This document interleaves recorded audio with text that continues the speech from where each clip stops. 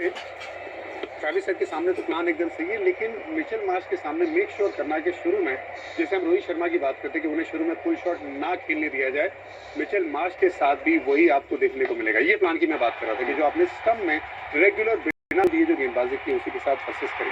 जो Travis head का पहला डिस्मिसल हमने देखा था, जहां डीप बैकवर्ड पॉइंट को खेल में लाए थे, वहां पर जहां पे आपके पास बड़ी स्क्वायर बाउंड्रीज हैं, लेकिन पार्थिव यहाँ पे जो स्क्वायर बाउंड्रीज डायमेंशन 70 मीटर से कम है उनके, और बाएं हाथ का एंगल नहीं, तो एक बार फिर से क्रैम्पिंग फॉर रूम पूरी तरीके से दबाव बनाते जाए। जी बिल्कुल, क्रैम्पिंग फॉर रूम। और जो इरफान ने भी जो बात करी ना, लेंथ की, लेंथ बहुत इंपॉर्टेंट है प्रसिद्ध कृष्णा के लिए, क्योंकि उनकी स्वाभाविक length back of the length है। और यहाँ पर अगर वो बैक ऑफ द लेंथ डालते रहेंगे तो जिस तरीके की आपको साइड नज़र आ रही है कि 66 मीटर और 67 मीटर, तो आप बाउंस को ट्रस्ट करके ऑलमोस्ट फ्रंट फुट से मिड विकेट के सामने या स्क्वायर लेग की तरफ वो बड़े शॉट्स खेल सकते हैं। इसलिए आपको बैटर को मजबूर करना पड़ेगा कि आप थोड़ी सी लेंथ आगे रखें, स्विंग भी मिल सकती है, और थोड़ा घास है तो आपको थोड़ी सी मूवमेंट भी नजर आएगी। But length will be very very important for India top order गेंदबाज के लिए। क्विकली पार्थिव, क्योंकि आप जब गुजरात में प्रसिद्ध कृष्णा वहां से भी ऑपरेट करते हैं, तो ट्रैविस हेड के खिलाफ क्या प्लान होता है स्पेसिफिकली?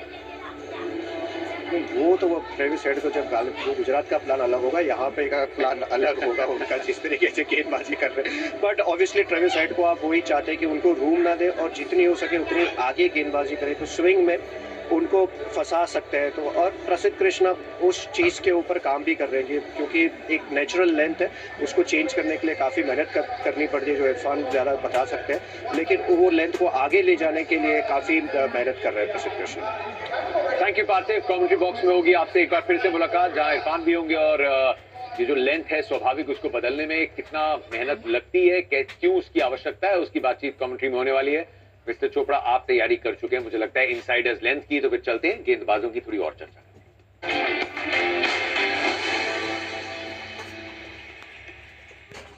मेरा आईपैड और एप्पल पेंसिल एकदम तैयार है, और उसके लिए जानना जरूरी है। देखो, दो चीज होती है कि क्या करना है क्या नहीं करना है। और क्या नहीं करना उससे शुरू कर लेते हैं कि सामने अगर ऑस्ट्रेलियन है तो शॉट नहीं डालनी है। आपके पास कितनी भी गति क्यों ना हो, अगर शॉट डालेंगे तो पिटाई खाएंगे, रूम देंगे तो और ज्यादा पिटाई खाएंगे। तो शॉट गेंदों से दूर रहना है, ये पहली बात। और अगर आप आगे डालते हैं तो स्विंग अवेलेबल है। अभी पीपी भी बता रहे थे कि पिच के ऊपर थोड़ी सी हरियाली जरूर है, और अर्ली समर का मतलब ये है कि pitch the ball Fuller, make the ball talk a little. हवा में थोड़ी सी स्विंग पड़ने के बाद भी थोड़ी सी वो लैटरल मूवमेंट हमें दिखी है।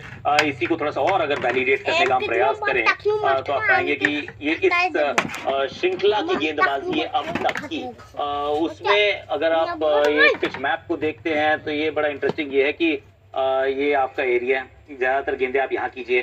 जो हार्ड लेंथ है, जहाँ पे स्ट्राइक रेट 29.4 का है, थोड़ा पीछे जाते हैं तो 123 का हो जाता है, तो वहां नहीं डालना। और उसके बाद भी अगर मन करे तो आप एक यहाँ पे ऐसे एक पिरामिड सा बना सकते हैं, थोड़ा सा और आगे की तरफ जा सकते हैं, हार्ड लेंथ पे गेंदबाजी कर सकते हैं, और शुरुआत में विकेट चटकाएं, क्योंकि अगर विकेट नहीं चटकाएंगे तो फिर पिटाई खाने की आदत भी पड़ जाती है। तो वो नहीं करना अपने को, इनको फटाफट आउट करना है।